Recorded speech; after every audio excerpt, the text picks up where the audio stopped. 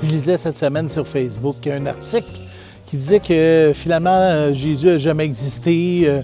C'est un gros mythe que finalement Pâques, c'est qu'une espèce de fake fête dans le genre.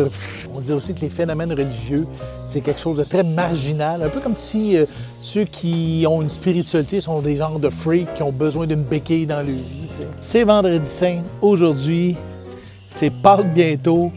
Puis la bonne question que je me pose dans mon journal, c'est est-ce que Pâques a toujours sa place aujourd'hui?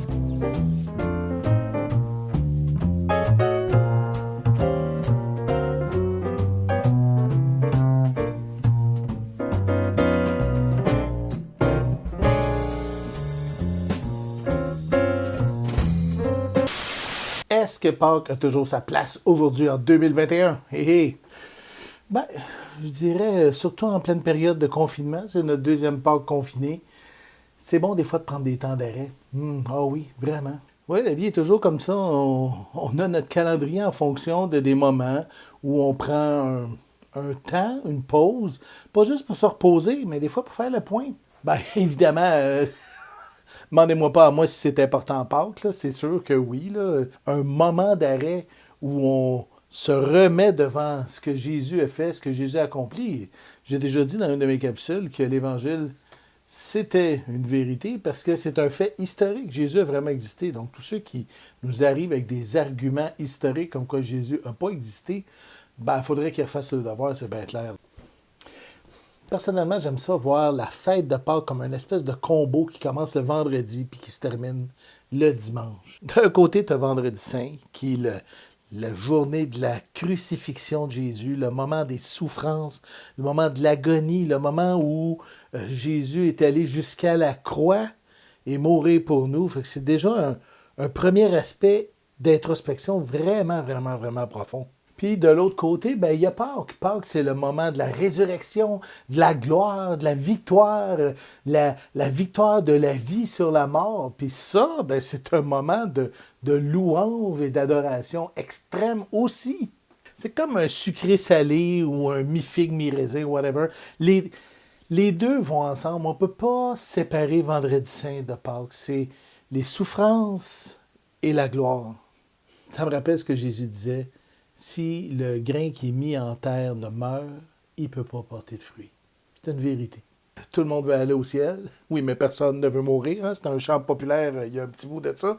Mais c'est la même chose. C'est cette espèce de tension-là entre la souffrance et la délivrance, entre Pâques et Vendredi Saint, où on doit passer par Vendredi Saint pour arriver à Pâques. C'est le problème extrême qui nous amène vers la solution extrême. Il n'y a pas de raccourci pour aller à Pâques. Il faut passer par Vendredi Saint. Ce qui m'émerveille vraiment quand j'arrive à Pâques, c'est d'arriver devant cette espèce de contemplation-là de la grandeur de l'amour de Dieu.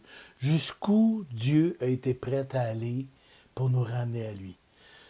Moi, à chaque Pâques, je prends un moment dans la fin de semaine, idéalement le vendredi, pour me mettre à réfléchir sur ce qui s'est passé ce vendredi-là à travers les évangiles. Et ce qui s'est passé ce dimanche-là, à travers les évangiles, les souffrances, la mort de Jésus, puis finalement la résurrection, la gloire, puis toute l'espérance qui s'attache à cette nouvelle-là qui est une excellente nouvelle, pas juste une bonne nouvelle. En fin de semaine, il va en avoir des publications sur les réseaux sociaux qui vont parler de la crucifixion, de la résurrection. Je voyais celui de Sam Parle hier, c'était excellent.